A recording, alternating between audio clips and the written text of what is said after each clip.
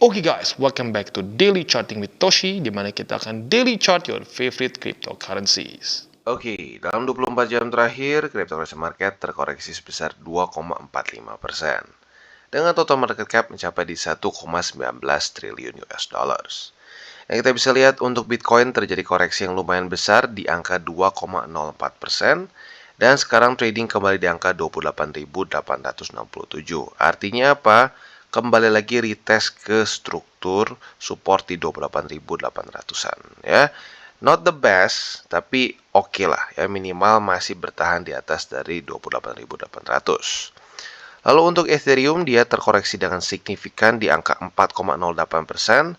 Ini bisa kita lihat sendiri di chartnya lumayan berantakan ya. Kembali ke angka 1896. Jadi kayaknya dua buy limit secara spot kena seingat gua ya. Untuk BNB dia terkoreksi sebesar 0,86%, bisa dibilang dia cenderung stabil di angka 320-an. Sementara untuk XRP dia terkoreksi sebesar 1,31% di angka 45 sen. Cardano terkoreksi sebesar 2,8% di angka 37 sen. Dogecoin terkoreksi sebesar 2,87% di angka 0,076. Polygon Matic terkoreksi sekitar nyaris 2% ya, mungkin sedikit berubah sekarang 1,88% di angka 0,97. Solana terkoreksi sebesar 4%-an dan sekarang trading di angka $21 lebih 85 sen. Jadi kita bisa lihat pada hari ini semua cenderung terkoreksi dengan cukup signifikan ya. Nah, selanjutnya kita akan geser ke economic calendar.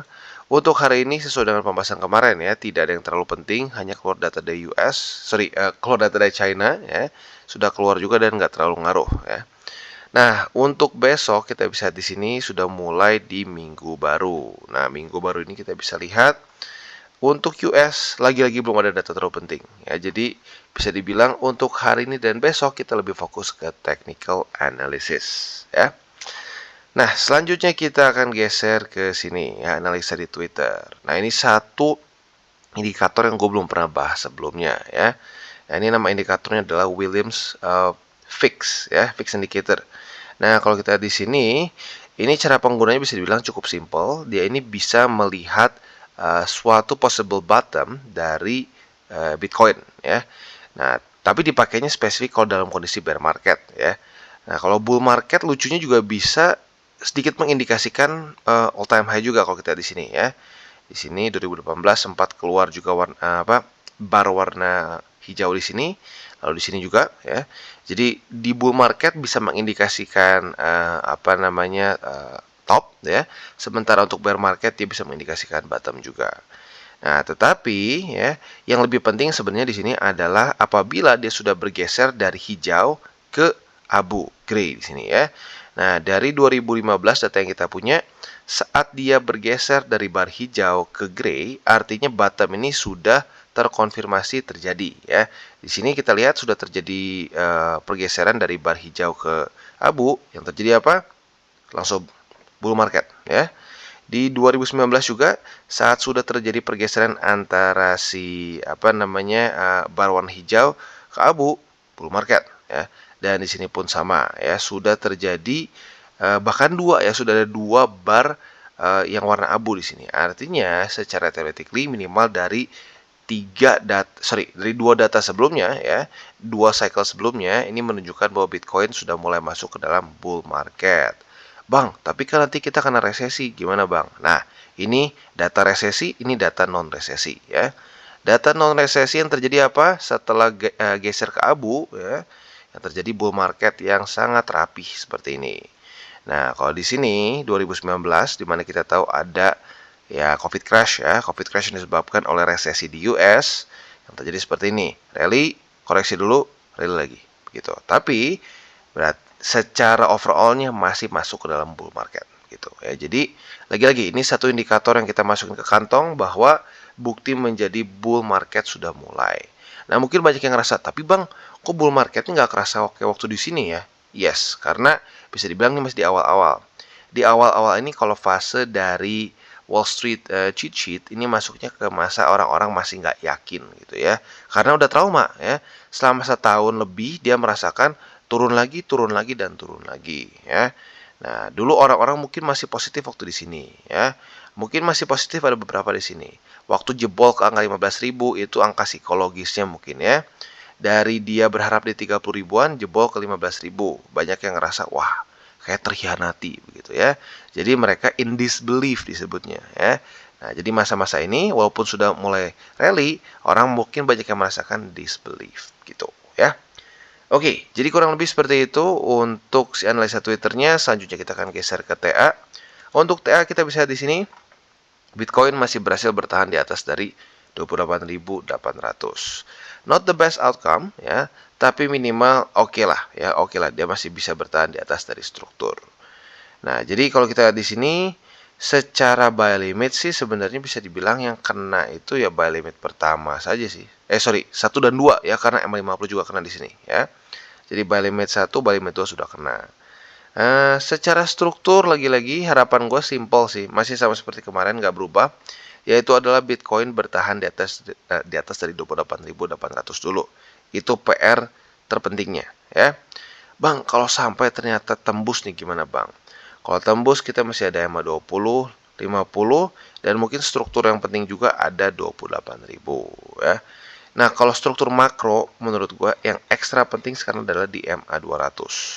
MA200 weekly itu sekarang ada di angka 26.000 lebih 30 sen ya. Sorry, 26.030 USD ya. Nah, ini yang super penting. Tapi menurut gua kalau bisa jangan retest. Kalau bisa nggak apa-apa deh dia di sini dulu ya. Di sini dia ada sideways dulu tapi rally sesudahnya. Karena lagi-lagi dengan harapan andaikan sampai benar-benar terjadi resesi seperti di 2020 di sini ya. Nah, kalau rally-nya udah lumayan tinggi, dia sampai kena resesi masih oke, kena MA 200. Tapi kalau misalkan dia nggak terlalu tinggi rally-nya ya, di sini terus ya, nggak gerak-gerak tiba-tiba kena resesi, ya jebol gitu. Jadi sekali lagi PR-nya masih sama seperti yang kemarin-kemarin untuk Bitcoin secara makronya, yaitu rally ke atas setinggi mungkin. Target gue kalau bisa di angka 40.000 sampai 50 ribuan. Itu harapan gue ya, sebenarnya bukan target lah namanya. Supaya kalau sampai amit-amit terjadi resesi, dia masih ada bantalan untuk jatuh begitu ya. Jadi kurang lebih seperti itu untuk Bitcoin. Untuk indeks dolar seperti yang kita tahu di sini masih kondisinya marketnya masih close ya, karena ya sekarang sedang weekend. Tapi intinya sih masih sama seperti kemarin. Harapan gua adalah dia itu bisa secepat mungkin daily close di bawah dari struktur 100,99. Karena lagi-lagi ini satu struktur yang sudah berkali-kali kepantul termasuk di sini di Februari 2023 ya. Jadi kalau bisa sampai dia benar-benar daily close di bawah dan menjadikan ini sebagai resisten, that's really good ya. Jadi kurang lebih seperti itu untuk makronya pada hari ini. Selanjutnya kita akan geser ke buy limit, tetapi seperti biasa, sebelum kita masuk ke buy limit, gua akan disclaimer dulu bahwa semua konten dari Toshi Crypto Indonesia ini bukanlah financial advice. Ini semua bentuknya adalah edukasi ya. Lalu bagaimana cara untuk mendukung TCI? Ada banyak caranya. Lo bisa like our video, bisa share our video, atau juga bisa menggunakan link referensi di bawah.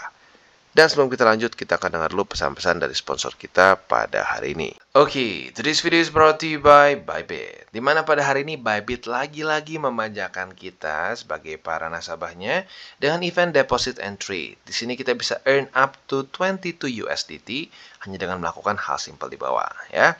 Yang pertama, ini hanya berlaku untuk orang-orang yang tinggal di Indonesia atau user yang dari Indonesia, Thailand, Kambodia, dan juga Philippines. Di luar dari itu sayangnya tidak berlaku. Dan yang kedua, ini buat para user yang sudah KYC. Jadi sekali lagi, please KYC dulu supaya gampang ya. Nah, selanjutnya kalau kita di sini, apa sih caranya? Gampang banget. Yang pertama, kalian bisa sign up dan get 2 USDT hanya dengan sign up di Bybit account, complete KYC level 1, dan dapatkan 2 USDT. As simple as that. Ini untuk 500 pengguna pertama. Jadi sekali lagi, buat lo, teman-teman lo mungkin ya, yang belum punya akun di Bybit, ayo secepatnya sign up. Bisa dapat 2 USDT secara gratis, hanya tinggal bikin akun dan bikin KYC level 1 saja ya. Lalu juga kalian bisa make first time deposit, dapatkan 10 USDT. Ini untuk 1000 depositor pertama saja. Dengan kita deposit lebih besar daripada 50 USDT saja. Lalu kita trade dan get 10 lagi USDT dengan volume ya, untuk derivative trading at least 100.000 dan spot trading volumenya at least 10.000 ya. Dan ini available untuk semua pair yang ada di Bybit saat event period ini. Dan ini hanya untuk 500 trader pertama saja ya. Dan tentunya kita juga bisa mendapatkan berbagai macam bonus lain seperti 25 USDT untuk bonus referral dan seterusnya ya. Jadi buat lo yang tertarik, monggo silakan ikutan event dari Bybit. Oke, dan sekarang kita masuk ke Bitcoin. Untuk Bitcoin kita bisa di sini secara posisi spot kemarin sudah kena dua posisi ya. Yang pertama adalah buy limit pertama di angka 28.800 dan buy limit kedua di MA50 ya. Nah, untuk sekarang bisa dibilang karena dia berhasil mantul atau berhasil bertahan di atas situ, buy limit pertama masih bisa dipertimbangkan untuk diakumulasi alias ya bisa dibilang dibeli di harga market sekarang. Dan untuk buy limit kedua di MA50 plus buy limit ketiga kita di 28.000. Itu untuk posisi spot. Untuk posisi futures kita bisa lihat sudah terjadi retest pertama di angka 28.800 dan retest kedua pada hari ini. Jadi sebenarnya buat lo yang sudah nunggu posisi long harusnya sudah buka sekarang ya. Nah, target TP untuk posisi long di sini jelas yaitu di sini 29.489. Nah, untuk posisi shortnya tinggal kita balik logikanya, retest 1, retest 2 di sini sebagai resisten, kita bisa buka posisi short dengan target TP kita di angka 28.800. Kurang lebih seperti itu setup untuk di Bitcoin. Oke, dan selanjutnya kita geser ke Ethereum. Nah, untuk Ethereum cukup berantakan ya. Dia nge-retest langsung semuanya ke retest ya. Buy limit pertama, kedua, dan ketiga. Untungnya mantul di ketiga. Lagi-lagi MA50 kembali berhasil memantulkan Ethereum. Nah, jadi untuk sekarang yang masih tersisa hanya tinggal buy limit ketiga saja di MA50. Itu untuk posisi spot. Untuk posisi futuresnya kita bisa di sini sudah terjadi retest 1 di MA50 kemarin. Nah, jadi buat lo yang tertarik untuk buka posisi long, mungkin bisa pertimbangkan untuk limit posisi long di angka tepatnya di 1876, yaitu adalah MA50. Retest kedua terjadi, kita bisa buka posisi long. Target TP ada banyak nih pilihannya ya. Buat lo yang lebih konservatif boleh TP di MA20. Buat lo yang lebih agresif boleh pertimbangkan di 1909 ya. Jadi kurang lebih seperti itu setup untuk di Ethereum. Oke, dan sekarang kita geser ke Phantom. Nah, untuk Phantom kita bisa di sini sayangnya buy limit ketiga jebol kemarin ya. Daily close di bawah dari 41 sen. Walaupun berita bahagianya buat lu yang buka posisi short ya sudah kena target TP. Nah, posisi longnya kena cut loss ya, tapi itu di belakang lah ya. Nah, intinya sekarang untuk posisi spot jadi buy limit pertama di 200, buy limit kedua di 34 sen dan buy limit ketiga kita di 31 sen. Ya, itu untuk posisi spotnya. Nah, untuk posisi futures seperti yang gue bilang tadi ya, posisi shortnya kena target TP ya, profit sebesar berapa persen ini? Wow, 4,5%-an ya. Nah, tapi buat yang buka posisi long di sini karena retest kedua kena cut loss, tapi cut lossnya tipis sih. Jadi buat lo yang punya posisi short dan posisi long, ya oke lah ya. Di kurang lebih minus 1,26%. Nah, untuk posisi short yang selanjutnya kita bisa pertimbangkan apabila terjadi retest 1, retest 2 di 41 sen sebagai resisten ya. Nah, target TP-nya di mana? Target TP-nya adalah di angka 39 sen di bawah sini ya. Jadi kurang lebih seperti itu untuk setup di Phantom. Oke, dan sekarang kita masuk ke Matic. Dan untuk Matic kita bisa di sini kondisinya mirip-mirip seperti di Phantom ya. Jadi dia secara supportnya kemarin ya, tapi bedanya di sini support kedua sih ya. Buy limit kedua. Buy limit kedua yang jebol dan daily close di bawah dari 98 sen. Nah, jadi yang sekarang tinggal tersisa untuk Matic adalah buy limit ketiga yaitu di angka 92 sen ya. Jadi kurang lebih seperti itu untuk posisi spot di Matic. Untuk posisi futuresnya sayangnya juga kemarin posisi longnya sudah terbentuk pada tanggal 5 dan 4 Mei kemarin jebol ya. Daily close di bawah jadi cut loss. Nah, untuk setup selanjutnya sebenarnya adalah setup posisi short dan hari ini sudah terjadi retest pertama ya. Andaikan besok pagi ya jam 7 tepatnya daily close masih di bawah dari 98 sen. Nah, kita bisa pertimbangkan untuk limit posisi short di angka 98 sen. Apabila kena lagi ini otomatis menjadi retest kedua. Nah, di sini target TP-nya adalah di angka 92 sen ya. Jadi kurang lebih seperti itu ya, tapi sebenarnya kalau mau bikin sedikit lebih konservatif boleh di sini ya.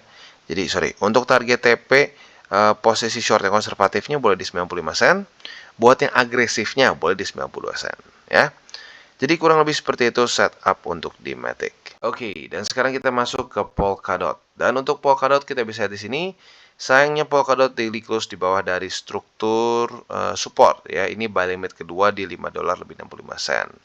Nah, jadi sekarang yang tinggal tersisa hanyalah di buy limit ketiga saja di angka $5 lebih 40 sen, yaitu untuk posisi spot di Polkadot. Untuk posisi futuresnya ini sebenarnya cukup enak kalau posisi futures ya.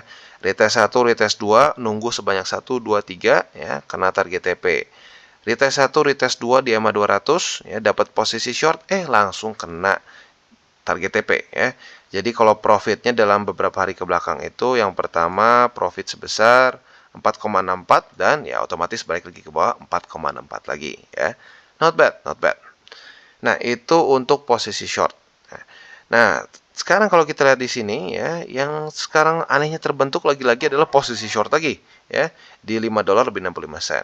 Jadi kita lihat sampai besok apabila terjadi daily close di bawah dari $5 lebih 64 sen, kita bisa pertimbangkan untuk limit posisi short di $5 lebih 65 sen di sini ya. Retest lagi, nah kita bisa pertimbangkan untuk posisi short. Sekali lagi ya, didengarkan baik-baik ya. Lihat besok dulu, jangan sekarang buka posisi short karena belum daily close ya. Jadi kalau besok pagi daily close masih di bawah dari struktur ini, silakan limit ya. Nah, itu kurang lebih untuk setup di Polkadot dan juga ending dari DCWT kita pada hari ini.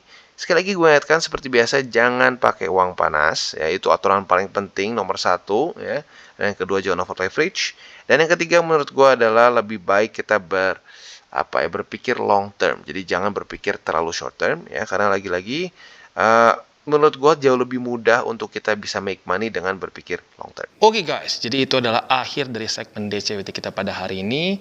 Dan jangan lupa bagi kalian yang merasakan manfaat dari segmen ini, jangan lupa untuk share ke teman-teman kalian.